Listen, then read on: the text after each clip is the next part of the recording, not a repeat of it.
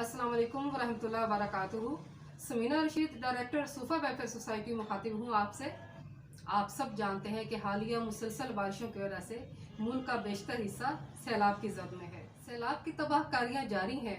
गो के हुकूमती और निजी इदारे इस सिलसिला में इमदादी कार्रवाइयाँ कर रहे हैं, लेकिन सैलाब ज़दगान की बहाली तक इमदादी कार्रवाइयों का ये सफ़र बहुत तवील है और इसमें आसानी तब होगी जब पूरी कौम इमदादी कार्रवाइयों में मशगूल तंजीमों का भरपूर साथ नहीं देते।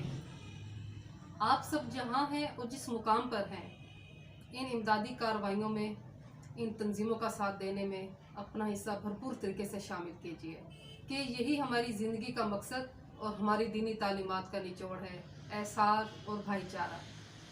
यही वो असूल हैं जिन पर अमल की आज अशद ज़रूरत है।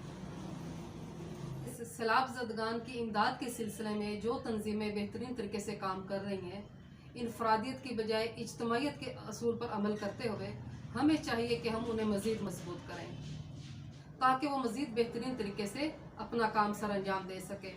यही वजह है कि सूफा वेलफेयर सोसाइटी की टीम ने सैलाब ज़दगान की मदद के लिए जमा किया गया सामान और नकद रकम अल-खिदमत उनको तकसीम किया ताकि सैलाब ज़दगान तक एहसन तरीके से अपनी काविश को पहुँचाया जा सके।